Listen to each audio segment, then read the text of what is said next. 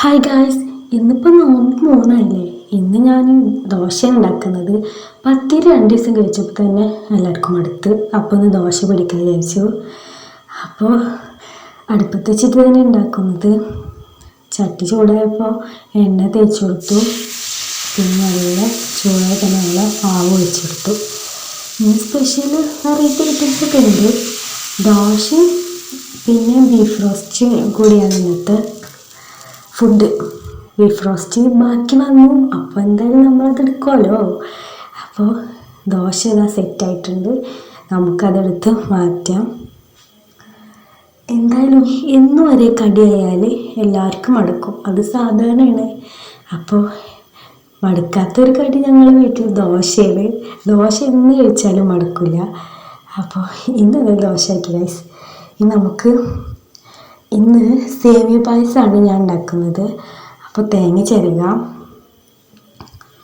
പിന്നെ വേറൊരു സംഭവം കൂടി ഉണ്ട്, അത് നിങ്ങൾക്ക് വഴി കാണിച്ചു തരാം. അപ്പോൾ സേമിയ പാക്കറ്റ് പൊട്ടിച്ചിട്ടൊന്നുമില്ല, അപ്പോൾ അത് ജസ്റ്റ് ഇങ്ങനെ ചെറുതായിട്ട് ഞാനിങ്ങനെ പീസാക്കുന്നുണ്ട്.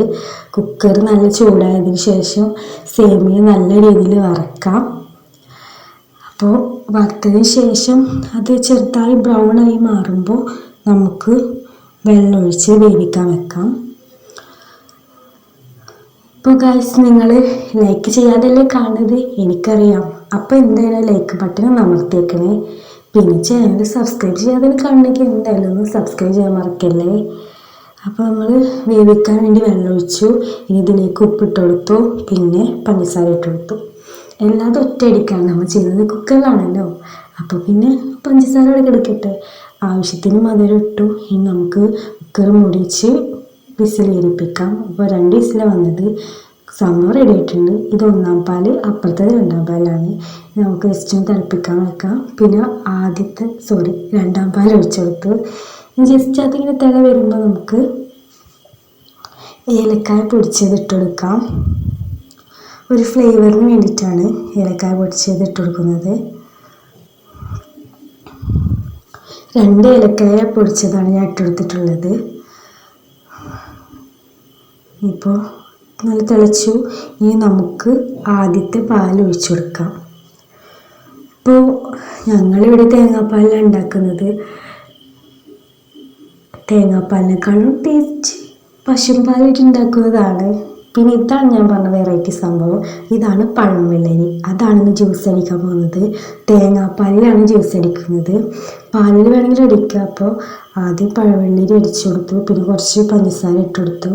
അത് മധുരത്തിനനുസരിച്ച് പിന്നെ പാലൊഴിച്ചു. അപ്പോൾ ഇതാണ് നമ്മുടെ പഴവെള്ളരി പിന്നെ സേമിയ പായസം. അപ്പോൾ ഇന്നത്തെ ജ്യൂസ് പഴവെള്ളരിയാണ്. പിന്നെ ഗൈസ്, അപ്പോൾ നമുക്കിനി ടേബിളിൽ എന്തൊക്കെയുള്ള കണ്ടാലോ. വെള്ളം കലക്കിയത്, ഫ്രൂട്ട്സ്, ഉന്നക്കായ പൊരിച്ചത്, പിന്നെ പഴംപൊരി, ഉരുളൻകിഴങ്ങ് ബജി, പിന്നെ നമ്മുടെ ജ്യൂസ്, പിന്നെ ജ്യൂസ് മാത്രമല്ല നമ്മുടെ സേമിയ പായസം. അപ്പോൾ ഇന്നത്തെ വിഭവങ്ങൾ ഇതൊക്കെയാണ്. അപ്പോൾ നിങ്ങളുടെ വീട്ടിൽ എന്താണ് ഉണ്ടായിരുന്നത് കമൻറ്റ് ചെയ്യാൻ മറക്കല്ലേ. അപ്പോൾ വീഡിയോ ഇഷ്ടപ്പെട്ടാൽ ലൈക്ക് ചെയ്യാനോ, പിന്നെ എന്തെങ്കിലുമൊക്കെ കമൻറ്റ് നമുക്ക് വായിക്കാമല്ലോ. അപ്പോൾ ഇഷ്ടപ്പെട്ടാൽ ലൈക്ക്, ഷെയർ, കമൻറ്റ്, പിന്നെ ചാനൽ സബ്സ്ക്രൈബ് ചെയ്യാൻ മറക്കല്ലേ. Okay, by.